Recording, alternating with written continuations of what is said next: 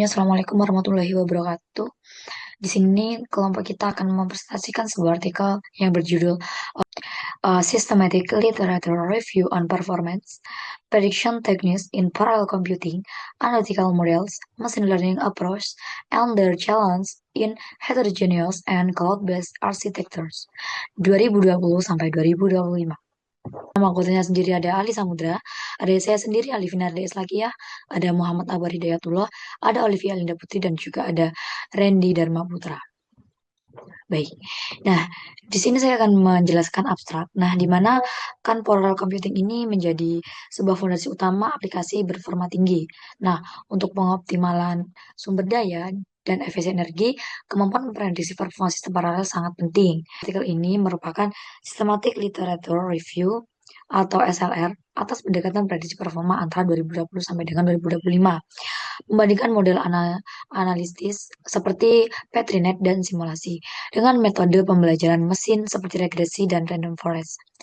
Dan hasil hasil kajian menunjukkan tren melalui metode hibrida dan penerapan pada cloud native dan edge computing dengan tantangan utama berupa akurasi di lingkungan heterogen, skabilitas, dan juga validasi empiris. Oke, di bagian introduction sendiri, eh, parallel computing kini menjadi sebuah kunci dalam sistem komputasi berskala besar seperti AI, simulasi ilmiah, dan pemusatan data kompleks. Nah, seiring meningkatnya kebutuhan komputasi juga, prediksi performa sistem paralel menjadi tantangan penting untuk efisiensi dan alokasi sumber daya. Nah, dua pendekatan utama yang digunakan yaitu model analitik, misalkan Petrinet dan simulasi yang struktural namun kurang fleksibel, dan machine learning seperti regresi, decision tree, neural network. Nah, yang adaptif namun membutuhkan banyak data. Namun, kajian Forest Contreras et al. Dari 2020 ini mengungkapkan menuju metode hybrid sebagai solusi. Jadi, studi ini merangkum pendekatan tersebut secara sistematis dan menyoroti tantangan serta peluang pengembangan di era cloud dan sistem heterogen. Baik, terima kasih. Selanjutnya akan dijelaskan oleh teman saya. Di sini saya akan menjelaskan tentang riset metodenya. Untuk pendekatan yang digunakan yaitu menggunakan SLR, dan untuk tujuan metodologinya yaitu mengidentifikasi dan mengelompokkan pendekatan prediksi performa dalam paralel computing dan mengklasifikasi metodenya dengan analitis dan non-analitis dan menganalisis tren dan tantangan penelitiannya. Untuk 2.1 yaitu formulasi pertanyaan, RK1-nya apa saja pendekatan yang digunakan dalam prediksi performa, RK2-nya yaitu bagaimana perbedaan antara pendekatan analitis dan machine learning, RK3-nya yaitu arsitektur apa yang umum digunakan, dan untuk RK4-nya yaitu apa tantangan dalam penelitian prediksi performanya. Untuk 2.2 yaitu strategi pencarian, database yang digunakan yaitu IEE, Explorer, ACM Digital Library, Science Direct, dan Spiring Link.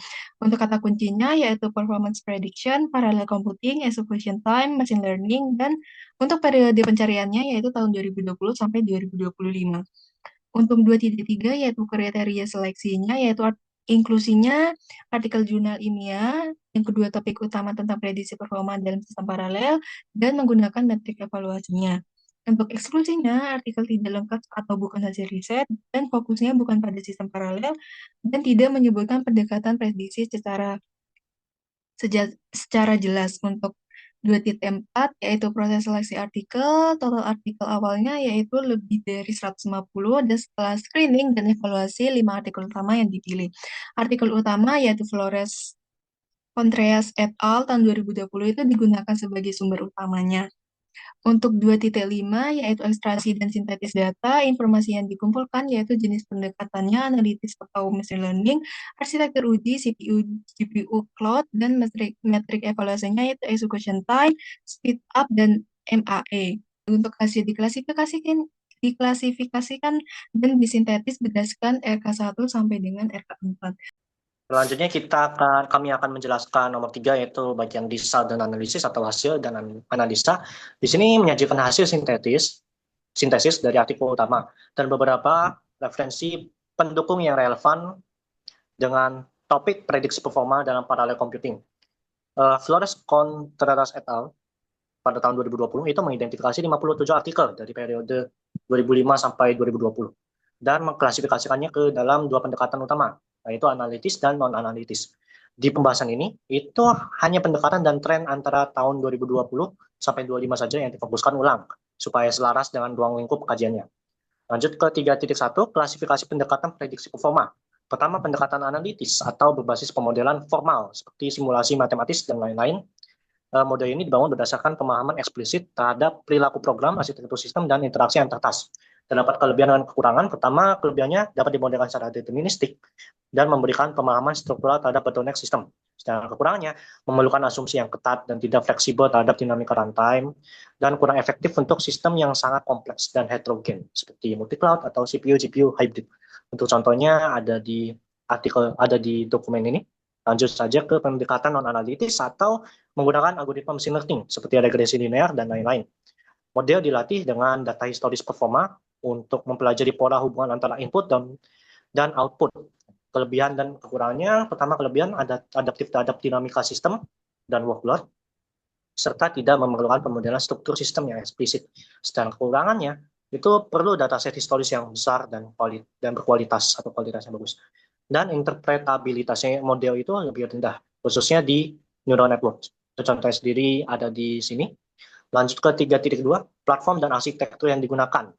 Dalam kajian Flores Contreras et al., sistem uji yang digunakan itu terbagi menjadi 4, yaitu CPU multicore sebanyak 40%, GPU-based system 27%, cluster atau HPC 20%, cloud dan virtualized environments 13%.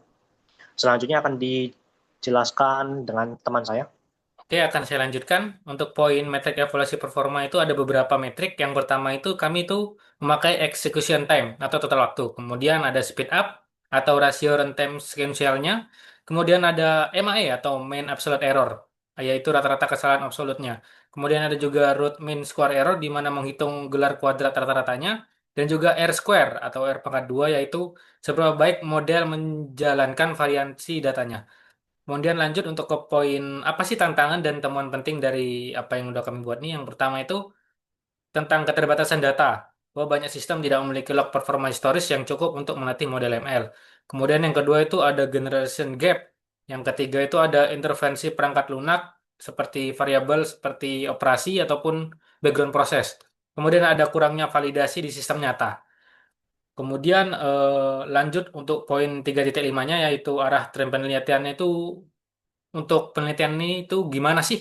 Yang pertama itu adalah ke arah model hybrid yang menggabungkan struktur formal. Misalnya itu grafik task. Kemudian yang kedua itu ada integrasi dengan scheduler, seperti model prediksi yang digunakan secara dinamis dalam penjadwalan otomatis. Kemudian yang ketiga itu ada edge dan cloud computing. Yang keempat itu ada explainable ML, atau juga bisa kita sebut kebutuhan untuk membuat model prediksi lebih mudah dipahami oleh pengguna akhir. Selanjutnya akan dilanjutkan lagi oleh teman saya. Baik, selanjutnya conclusion. Yang pertama, kesimpulannya, parallel computing telah menjadi salah satu fondasi utama dalam pengembangan sistem komutasi. Studi ini merupakan adaptasi dari Systematic Literature Review atau SLR yang dilakukan oleh Flores Contreras et al. Tahun 2020. Dalam kajian ini terdapat beberapa kesimpulan utama.